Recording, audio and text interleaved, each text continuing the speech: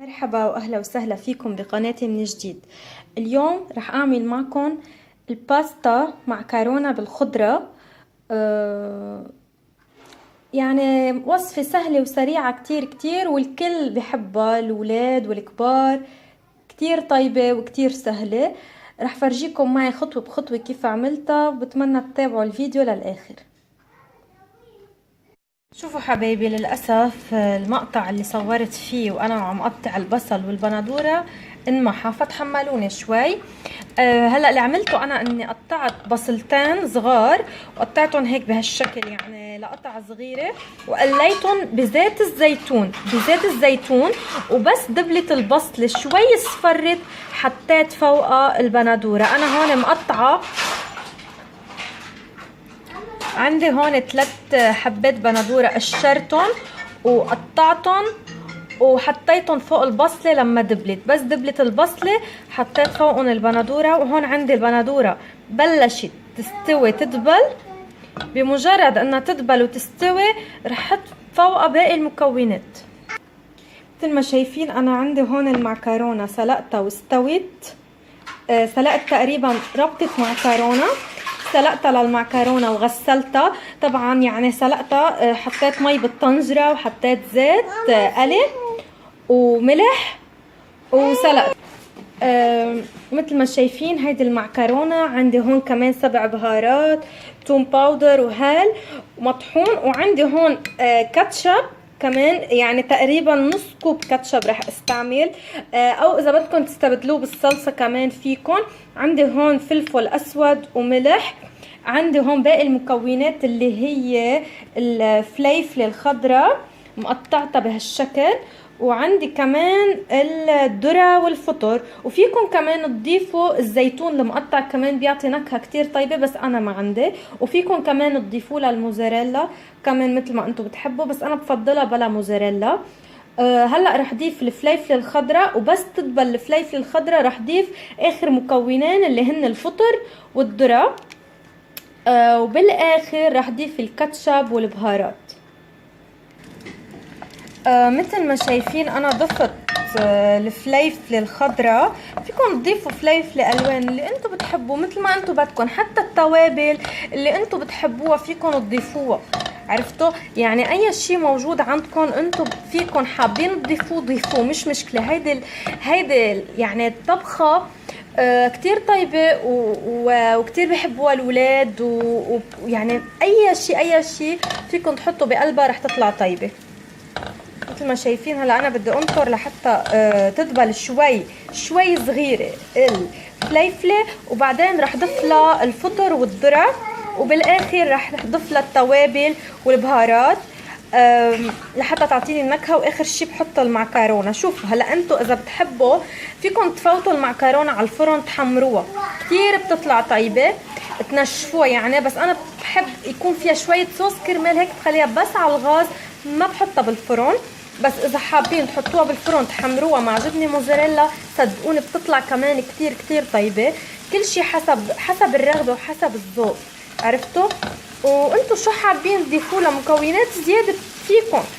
عرفتوا؟ يعني هي بتحسوا كأنها بيتزا بس بمعكرونه. اوكي، كتير طيبه، جربوها وصدقوني ما رح تندموا. وفي ناس كمان بتحط بقلب المكونات، يعني مع المعكرونه بتخلط المعكرونه بجبنه كريمه كمان، وكمان بتطلع طيبه. بيقولوا لها بيتزا رونا، بس بتنعمل بمعكرونه اللي بتجي اصابع، مش هيدا المعكرونه، وبتنحط بالفرن كمان كتير طيبه. شي نهار بنجربها سوا بنفس المكونات، بس زياده الكريمه، جبنه الكريمه مع المعكرونه الاصابع. شي نهار بجرب لكم اياها وبفرجيكم كيف بتنعمل. كمان كتير سهله وطيبه، وكل الاولاد بحبوا هالاكل اكيد. مثل ما شايفين حبايبي انا هون دابت سوري دبلت عندي شوي الفليفله، فضفت لها الفطر والذره مثل ما شايفين. بس طبعا خلوا ايدكم فيها كرمال ما تلزق، لانه البندوره استوت كثير وانا هيدا المطلوب. انا هيك بديها تستوي. هلا اللي رح اعمله اني رح ضيف البهارات. رح ضيف الملح وفلفل الاسود، رح ضيف الهيل، مش رح كتر، شويه هيل بس للنكهة. شوية 7 بهارات، كمان انا ما كتير بحب البهارات بالاكل، كرمال هيك ما بكتر. رح ضيف شوية توم باودر كمان مش كتير، بس عندي هذا ما بينزل كمان. وبالاخر رح ضيف الكاتشب. فيكم كمان كرمال اللون يطلع غامق شوي، لانه حلو صوص المعكرونه يطلع غامق. تضيفوا له معلقه صلصه مثل ما انتم بتحبوا، يعني بالنهايه هيدي اذواق، ومثل ما انتم بتحبوها فيكم تعملوها. انا هلا رح احتاج اني احط لها كبايه مي او نص كبايه حسب بشوفها قد ايه رح تحتاج، ورح احط لها. وبعدين رح اضيف فوقها المعكرونه وقلبها منيح منيح، وانطر المعكرونه لتتشرب الصوص اللي فيها، وبعدين رح اقدمها.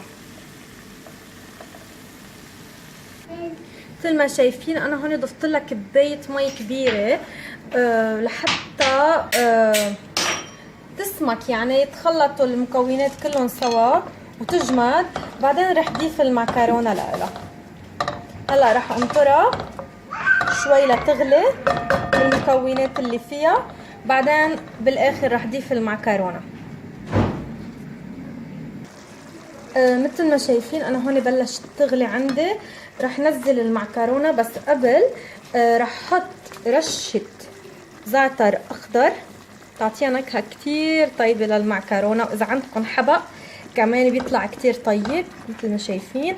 ورح بلش نزل المعكرونه فوقها مثل ما شايفين. رح بلش نزل المعكرونه فوقها بهالشكل،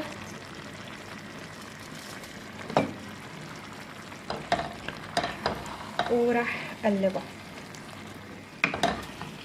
رح اقلبها وارجع لكم. مثل ما شايفين انا قلبتها بهالطريقه، وهلا تركتها بس شوي لتغلي، وراح اطفي عليها واقدمها. مثل ما قلت لكم بتحطوا التوابل اللي بدكم اياها، الخضره الموجوده عندكم، اي شيء موجود حطوه معها كتير بتطلع طيبه. واذا حابين صلصه فيكم تحطوا اكيد، حابين تحطوا معها حر بهار يعني بيحرق كتير بتطلع طيبه. انا بحب الحر بس للاسف جوزي ما بيحب الحر. بنتي ما رح تاكل منها لانه ما بتحب المعكرونه مع خضره، بتحبها مع لبن. رح اعمل لها معكرونه بلبن، يعني ماشي رح احط المعكرونه وحط معها لبن وبس وملح اكيد، ورح تاكلها هي هيك بتحبها. وجربوها وصدقونك صدقوني كتير كتير كتير طيبه، ورح تدعولي اكيد. واذا جربتوها اكتبولي لحتى اعرف رايكم فيها. ومثل ما شايفين حبايبي هيدا شكلها النهائي، وبتمنى تجربوها وتخبروني. واذا عجبتكم ما تنسوا تقولولي، وبتشكركم كتير لانكم عم بتتابعوني. وان شاء الله بشوفكم بفيديو جديد عن قريب. باي باي.